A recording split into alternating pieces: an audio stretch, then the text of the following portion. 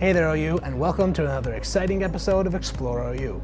I'm your host, Horacio Zaglindia, and on today's episode, we visit Meadowbrook Hall and check out Knoll Cottage, take a look at the brand new OU Art and Art History Department's Makerspace, talk to Jackie Wiggins, the chair of the Department of Music, Theater, and Dance, and finally, check out a dancing club here at OU.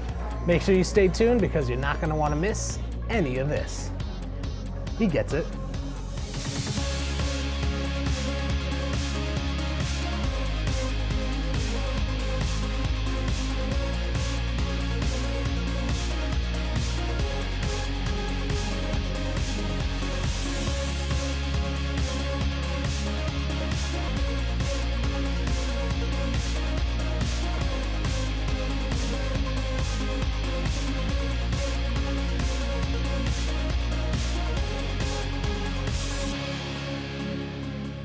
Welcome back and thanks for sticking around. First up on the docket, we visit the grounds of Meadowbrook Hall to check out Knoll Cottage, a 3/4 scale playhouse built in the woods for the daughter of Oakland University's founder, Matilda Dodge Wilson.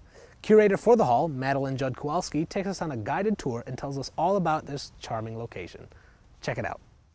Hi, Madeline Judd Kowalski. I'm the Director of Curatorial Services at Meadowbrook Hall, and today we're going to take a look at Knoll Cottage.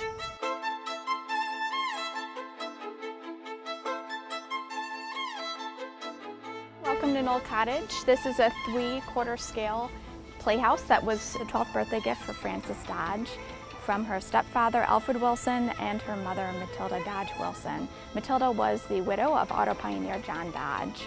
When it was built in 1926, it was actually situated by the farmhouse that the family lived in on Meadowbrook's property today, and it was moved to this location in 1929 to be closer situated to Meadowbrook Hall, the 88,000 square foot estate that her family built in 1929.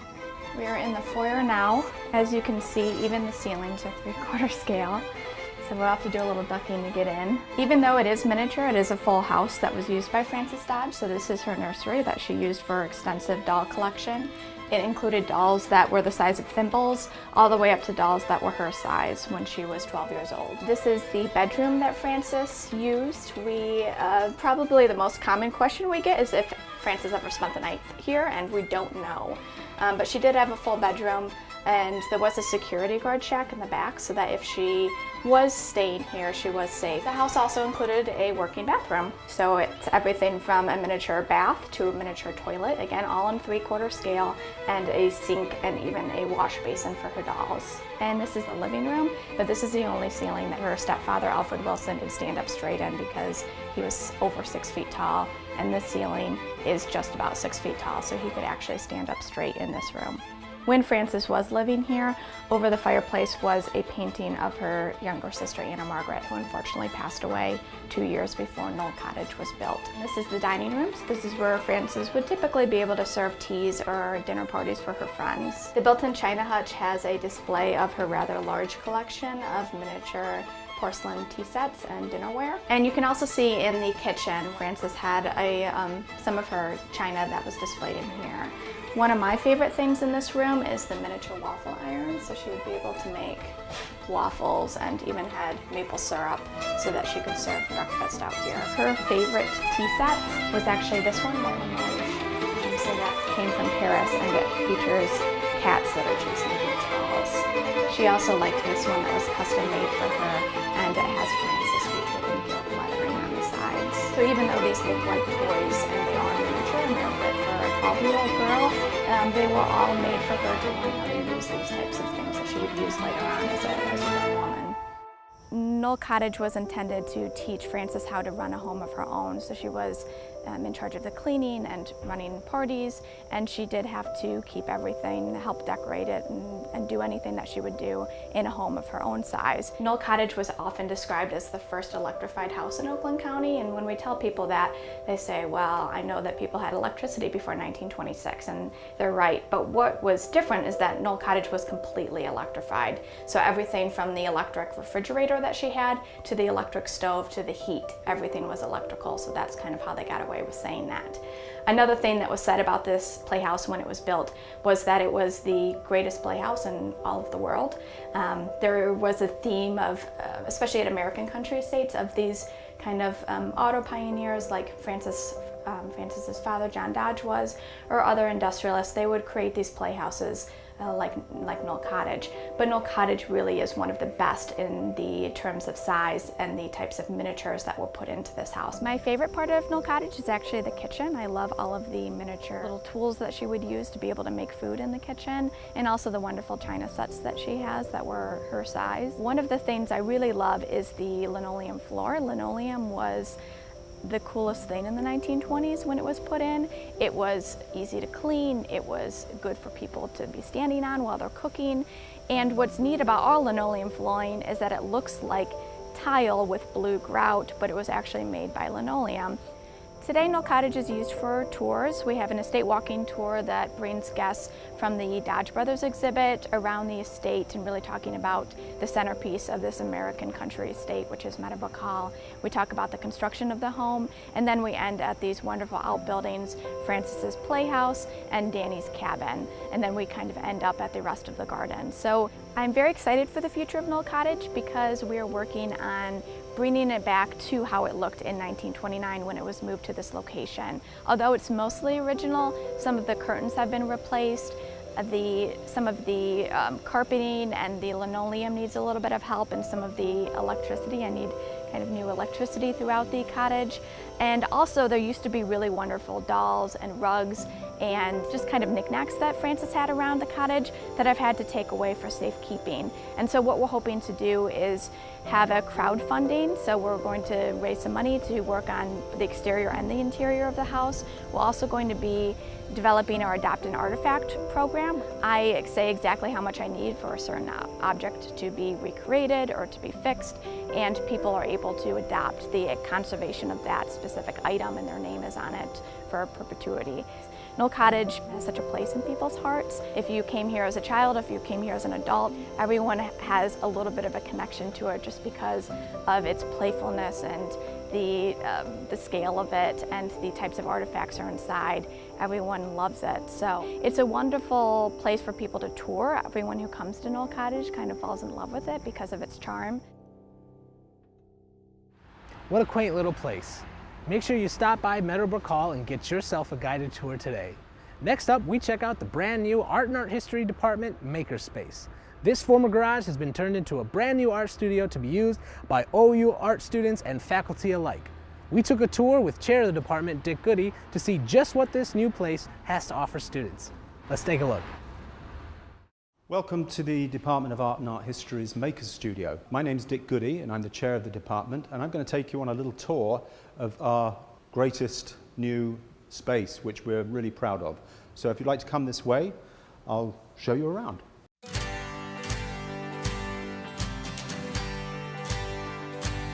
In the new Makers Studio, it's a dedicated space for our department, whether you're an art historian, a graphic designer, or a studio artist, somebody that makes paintings, sculpture, new media. This is the place where that's the epicenter of what we do here. This is our space that we use for painting. So you don't really need much to be a painter. You need some paints, you need brushes, and you need an easel. We also have a wall over here, which, say you're making a painting that's about 10 feet wide, you can just hang it on the wall and work it on the wall. And we have a large screen. We could actually show movies in here. We've got a fantastic digital projector up there. And the great thing about this space is its size and the fact that we've got these wonderful high ceilings. So you really have a sense of being able to make things in 3 dimensions. This used to be a place where the engineering department built racing cars. And I don't know if you've seen the new engineering building, but it's this behemoth. It's a beautiful behemoth. I don't think they could really justify having this space anymore because they had all of that space over there. We're absolutely thrilled. It's like the gods were on our side. And we had to decide what were we going to let graphic design in here. And ultimately, it seems to me that studio artists make a lot of dust. And computers don't like dust, and graphic design is a very clean pursuit. So ultimately, graphic design is very, very happy. They're over in Wilson Hall now. They've taken all the fine art spaces we used to have, and they're centered there. And so we're over here. And if art historians want to come in here and relate art history to fabrication and how things are made and the history of making things, they're equally involved. We're one department, we're very united, and we're thrilled to have this space. Over here is a laser cutter, which can cut through almost any kind of material. It's quite big, and actually it can do lots of different things. It's very versatile. If students want to design something that has to be reproduced, and say they want to make 15 of the same things and they want them to be exactly the same, they can just program this into this machine, and it can cut through vinyl, it can cut through metal, it can cut through wood. So engineering and technology finally come together with art in this space. And then moving over here, we've got these 4 3D printers. So you can actually make small things and put them together and make them into larger things. And it's really on the cutting edge of technology. Now, you can either make things with your hands, or you can make things with your brain. If you have a 3D printer, all you need is a concept and a model, and you can actually you can duplicate that. This thing over here actually makes things like this, which is a sort of relief mold. So if you wanted to make chocolate in the shape of a lion's head, you could do that. So we go from making things, three-dimensional objects with a machine that makes a replica, to actually a more hands-on approach to making art, where we have all these facilities, workbenches. We have a metal cutter and bender here. This can bend really big pieces of steel.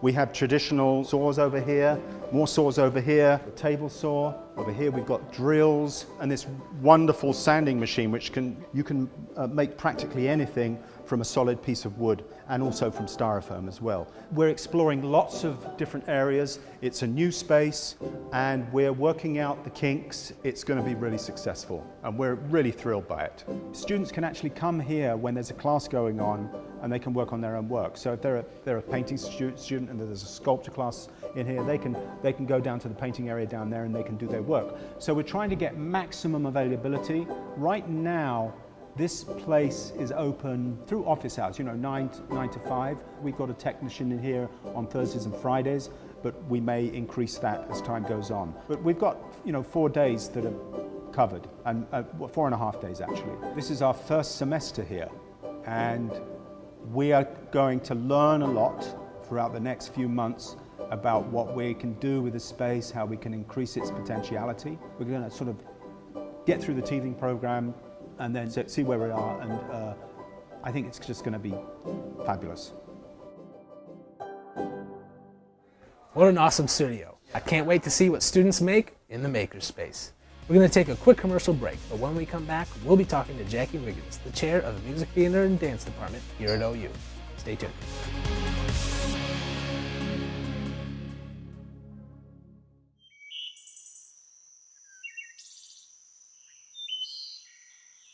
"94% of people realize that littering is a major environmental problem.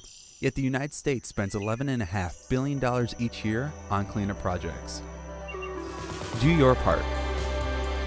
Reduce, reuse, recycle.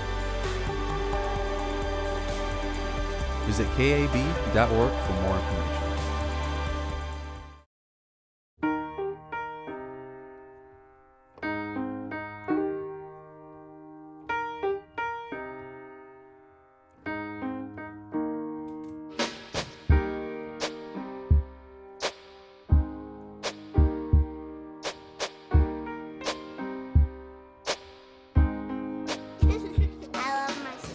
My heart doesn't see race. Love is love.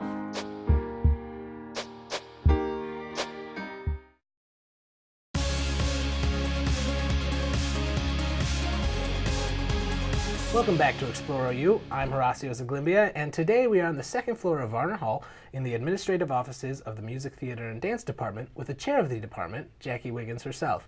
Jackie, thanks for being with us today. Thank you for coming. Why don't you tell us a little bit about yourself? Where are you from? Where did you earn your degrees? And what degrees do you have? I hold 3 degrees in music education. I'm originally from New York City. I'm a New York City girl. I didn't teach in New York City though, but I lived there most of my life. I hold the first 2 degrees from the Queens College of the City University of New York, and my doctorate is from University of Illinois in Urbana-Champaign. So how long have you been to OU? For 23 years. Wow. And what brought you to OU all the way from New York? The job. Tell us about your role here in the department. What is it and what do you do? I am the head of a unit that is the largest and most complex department on campus. We have 28 full-time faculty. We have close to over 100 faculty total. We have 168 employees in the Department of Music, Theater, and Dance. Some departments have 7 faculty and a secretary. I'm called the department chair, although I don't actually do a chair's job. I oversee the whole unit, supervising the staff, supervising the operations. There is a program director who heads music, another one for theater, and another one for dance. They actually work as chairs. Gotcha. I'm the academic leader of the unit. Okay. And I came to OU at a time when there were only 11,000 students. And this department was very small. I was the first music education person hired at Oakland, although they had a music education program running.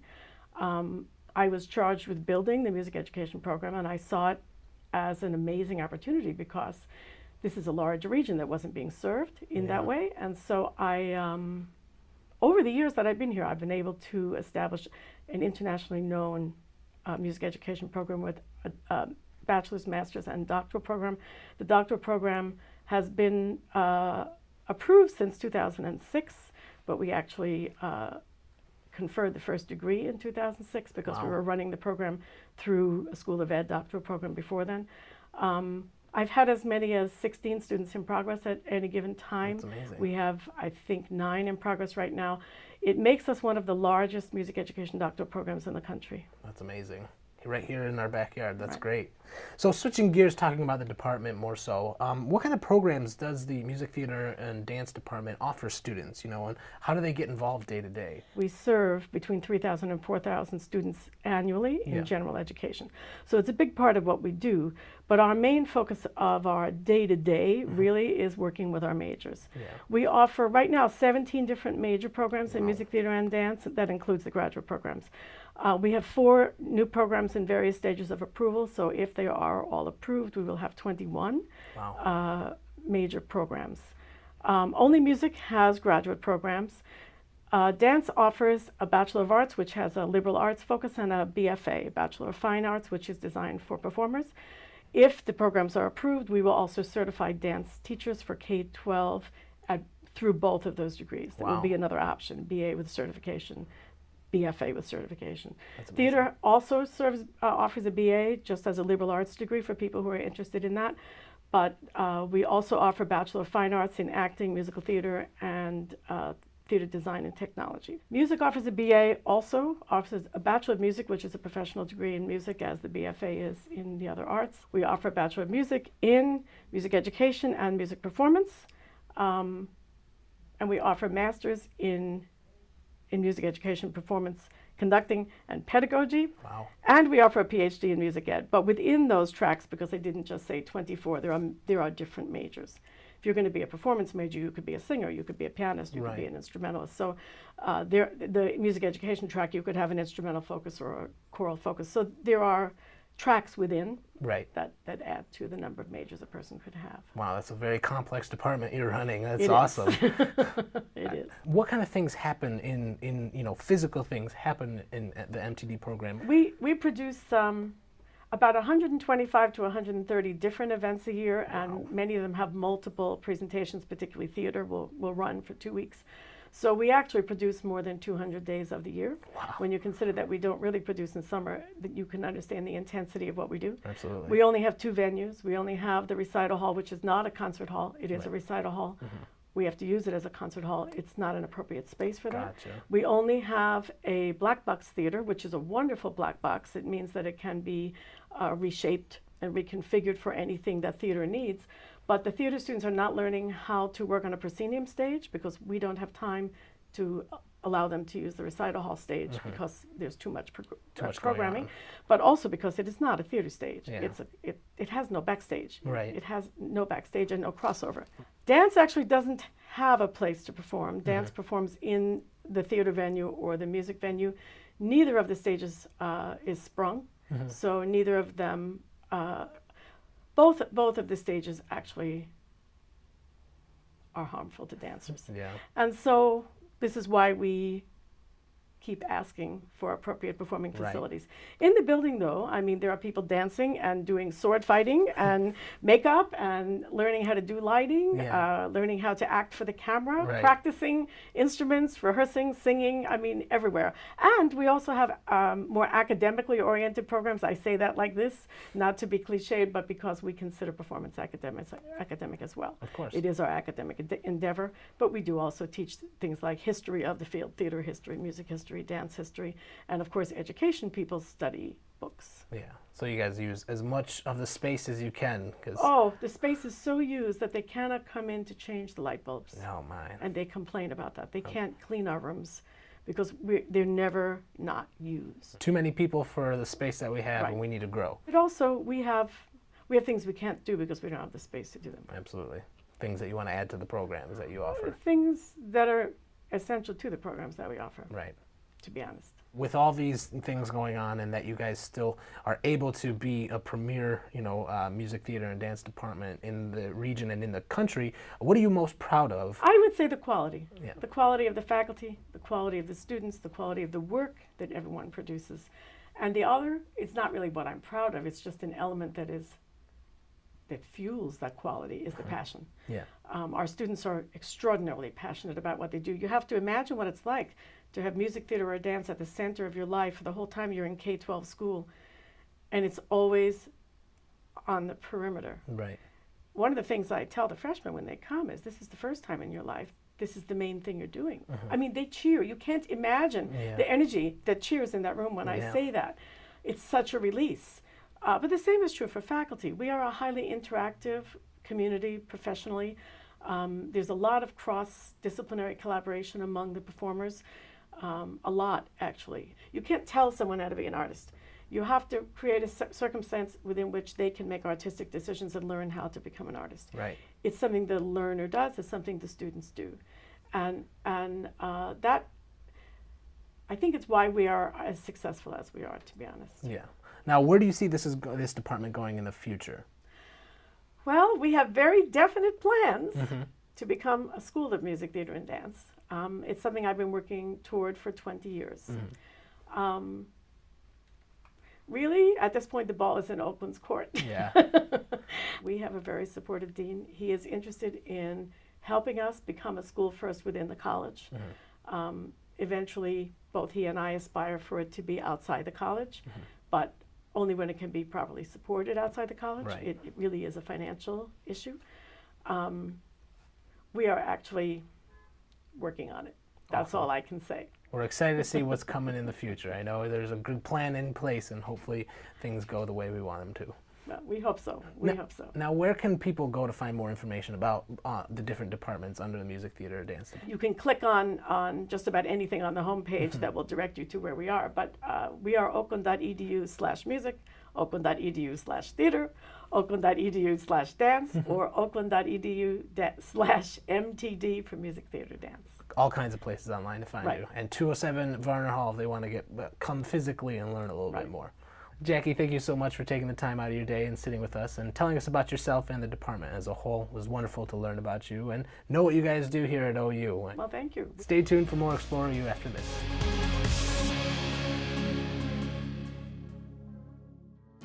While in school, keep your body healthy and functioning at its best with these tips. Start your day off right and provide your body with the nutrition it needs. Eat a healthy and filling breakfast each morning. Choose nutrient-rich foods to fuel your body. When in class or studying, snack on foods that will keep you awake, full, and focused. Healthy habits help you.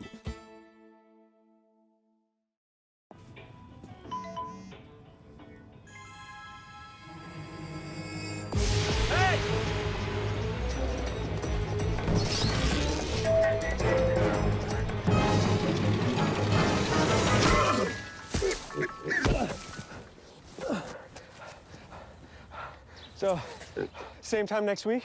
Well, of course.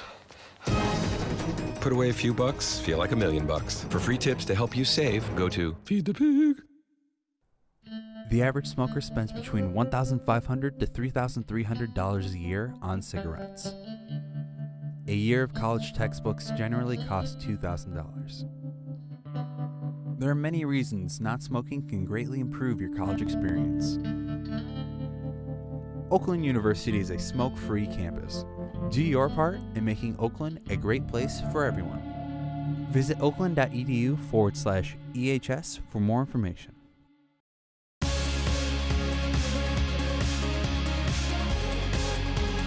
Welcome back to Explore OU. In the club segment of this month's show, we visit with the OU Ballroom Dance Club.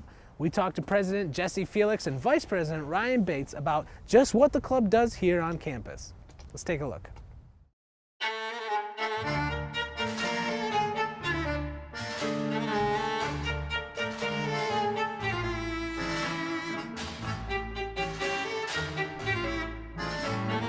My name is Jesse Felix.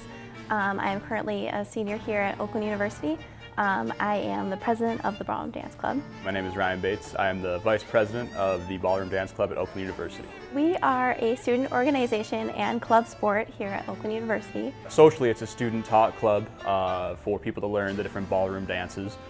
Typically that's waltz, tango, foxtrot, cha-cha, rumba, and swing. That's kind of our beginning groups. We also do a lot of Latin dance like salsa and bachata. Socially, we try to get out a few times. There are swing clubs and salsa clubs and those types of things. And we try to get people involved with those that can learn dances and go out and actually practice them socially. And then we also have a competitive aspect where we do compete collegiately, more so with those ballroom dances. Normally on Mondays, we do some administrative stuff to start. If anyone needs paperwork or any help or questions or anything, we'll answer that. Then for about 20 minutes, we do a warm-up and a review of last week's or previous dances and moves and what we learned.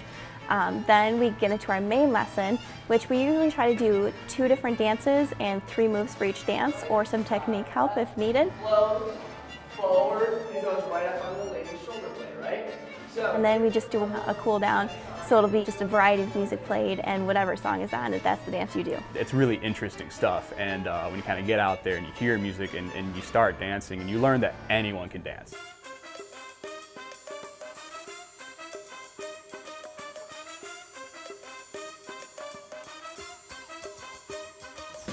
We encourage people, mainly students, to come out and dance with us. You get to be involved on campus.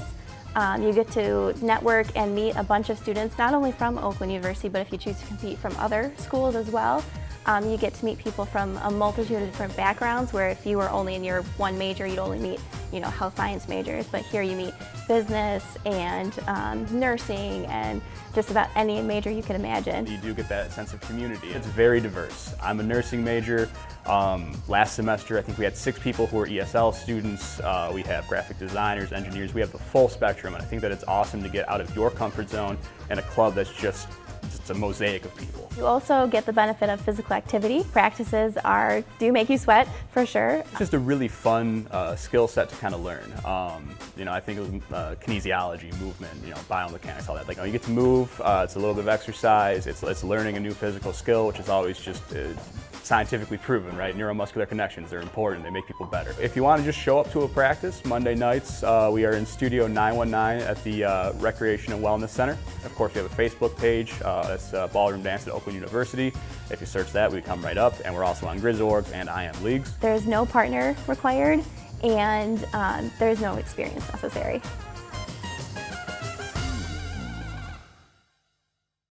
Well, that's all the time we had today. Make sure you tune in next month for another exciting show. I'm your host, Horacio Zaglimbia. Thanks for tuning in, and we'll see you next time.